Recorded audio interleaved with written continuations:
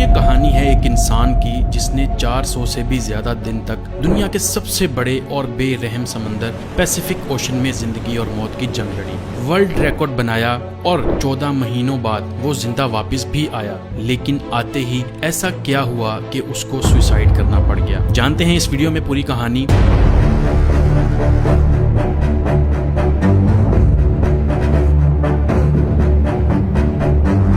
Pacific ocean का नाम सुनते ही लोगों को पसीने आ जाते हैं। देखें, पूरी दुनिया में 71% पानी है जो डिवाइडेड है 4 ओशंस में, जिनके नाम हैं Atlantic, Pacific, Indian and Arctic. सबसे बड़ा ओशन पैसिफिक है। ये इतना बड़ा है कि ज़मीन का खुश्क हिस्सा जो 165 मिलियन स्क्वायर किलोमीटर बनता है, ये अकेला ओशन 148 मिलियन स्क्वायर किलोमीटर को निगल सकता है। इस ओशन पर कुछ ही आइलैंड्स हैं जो बहुत ही छोटे हैं और कुछ तो ऐसे आइलैंड्स हैं जिन पर आज तक कोई इंसान जा भी नहीं सका। अब अगर गलती से भी कोई इंसान पैसिफिक ओशन में गुम हो जाए तो उसको ढूंढना तकरीबन नामुमकिन है। पैसिफिक ओशन में 14 महीनों तक जिंदा रहने वाले इंसान का नाम था होजे सल्वाडोर अल्वारेंगा। इस इंसान के पास 7 फुट की छोटी सी बोट थी जिस पर सीधा लेटा भी नहीं जा सकता था सही से, और ये बंदा 1 साल से भी ज्यादा इस बोट पर जिंदा भी रहा, समंदर की बेरहमी का भी मुकाबला किया और वर्ल्ड रिकॉर्ड भी बनाया जो आज तक कोई और इंसान तोड़ भी नहीं सका। होजे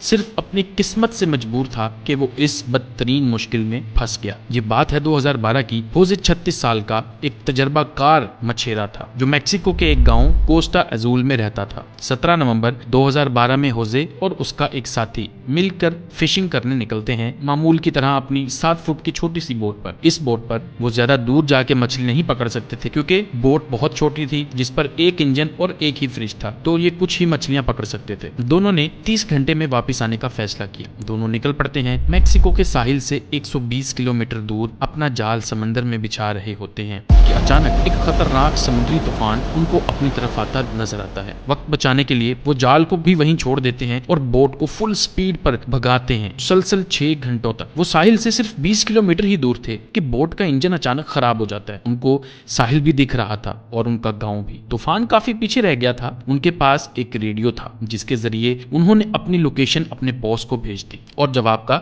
इंतजार करने लगे। किस्मत इतनी खराब निकली कि रेडियो की बैटरी भी डेड हो गई। एक तरफ वो साहिल को देख रहे थे, दूसरी तरफ अपनी तरफ आते तूफान को जो इतनी शिद्दत से आ रहा था मानो इनको जिंदा ही निकल जाएगा। तूफान के साथ हवाओं की शिद्दत इतनी तेज थी कि उनकी बोट साहिल से दूर होने लगी। कुछ ही देर में साहिल भी मंजर से हट गया और तेज लहरें इनको दूसरी तरफ खींचने लगी। इनके बॉस तक जब वो मैसेज पहुंचा तो बहुत देर हो चुकी थी। चनाचे उसने एक सर्च पार्टी भेजी इनको ढूंढने के लिए, लेकिन हर गुजरते लम्हे होजे की बोट दूर से दूर होती गई। तूफान की शिद्दत की वजह से ये लोग ना तो कुछ देख पा रहे थे और ना कुछ समझ पा रहे थे कि अब वो किस जगह पर हैं और साहिल किस तरफ है। हैरानी की बात यह है कि सिर्फ 5 ही दिन में इनकी बोट साहिल से 450 किलोमीटर दूर पहुंच चुकी थी। छोटी बोट होने की वजह से इनको ढूंढ पाना और भी मुश्किल हो रहा था। ना इनके पास कोई फ्लेयर गन थी, ना इनके पास कोई ऐसी चीज थी आग लगाने के लिए ताकि ये धुएं से किसी को सिग्नल देके बुला सके। दोनों एक दूसरे को देखकर मन ही मन में सोचने लगे कि शायद अब बचना मुश्किल है। 2 दिन पहले ही खाना भी खत्म हो चुका था। मछली पकड़ने के लिए भी उनके पास अब कोई साजो सामान नहीं था क्योंकि जाल वो पहले ही छोड़ के आ चुके थे। दोनों का भूख से बुरा हाल था कि अचानक एक परिंदा उनकी बोट पर आकर बैठ जाता है। ये दोनों एक दूसरे की तरफ देखते हैं और एकदम से उस परिंदे पर हमला कर देते हैं, लेकिन उसको पकड़ नहीं पाते। दोनों को पता था कि हो सकता है परिंदा फिर आए। कुछ ही देर में एक और परिंदा आता है। इस बार दोनों बहुत तरीके से उसको पकड़ने का प्लान करते हैं और आखिरकार वो कामयाब हो जाते हैं और इस तरह दोनों अपनी भूख मिटाने के लिए बोट पर आने वाले परिंदों से अपना गुजारा करते हैं। समंदर का खारा पानी पीने से इंसान की मौत हो सकती है। इस वजह से उन्होंने बारिश के पानी को प्लास्टिक की बोतल्स में स्टोर करना शुरू कर दिया जिसको पीकर वो जिंदा रहते थे। लेकिन जब बारिश न पड़ती तब वो प्यास बुझाने के लिए मछलियों और टर्टल्स का खून पीते थे, लेकिन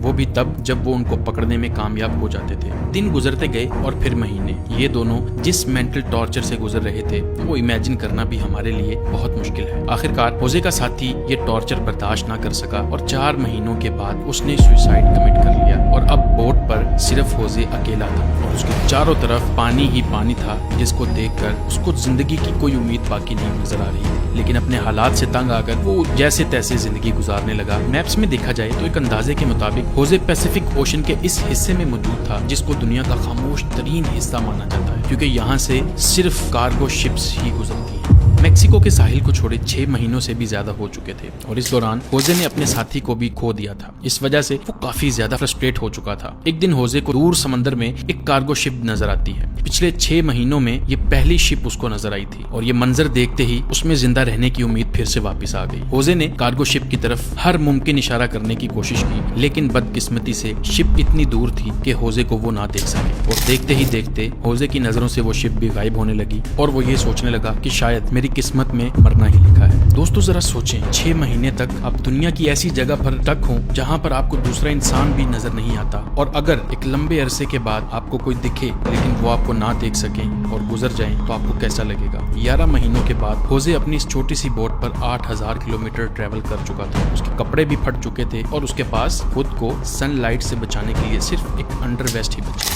आखिरकार वो घड़ी आ गई जब किस्मत होजे पर मेहरबान हुई। 30 जनवरी 2014 को, यानी पूरे 14 महीने के बाद, होजे ने आसपास पानी में नारियल तैरते हुए देखे तो वो समझ गया कि ये इस चीज की निशानी है कि पास में कोई आइलैंड है जहाँ से नारियल गिरकर तैरते हुए उसको नजर आ रहे हैं। और थोड़ी ही देर बाद उसको हकीकत में एक आइलैंड नजर आता है, लेकिन उसको डर था कि ये आइलैंड भी कहीं उससे मिस ना हो जाए। इस वजह से वो पानी में खुद गया और स्विम करके आइलैंड पर पहुंच गया। पिछले 14 महीनों में होजे ने पहली बार किसी जमीन पर कदम रखा था और जब वो आइलैंड पर पहुंचा तो वो एक मंजर देखकर ज़ारो कतार रोने लगा। उसको एक छोटा बीच हाउस दिखाई दिया जिसमें वहाँ के लोकल्स मौजूद थे और पिछले 438 दिन में होजे का पहली बार किसी इंसान के साथ कांटेक्ट था। ये आइलैंड मार्शल आइलैंड्स का एक रिमोट आइलैंड था जिसको इबोन अटोनी कहा जाता है और ये आइलैंड होजे के स्टार्टिंग पॉइंट से 11,000 किलोमीटर दूर था। होजे की किस्मत अच्छी थी कि वो आइलैंड के करीब पहुंच गया खुद से, वरना होजे से अगर ये आइलैंड मिस हो जाता तो अगला स्टॉप उसका फिलीपींस में होता, जो इस आइलैंड से भी 5,000 किलोमीटर दूर था। होजे को वहाँ से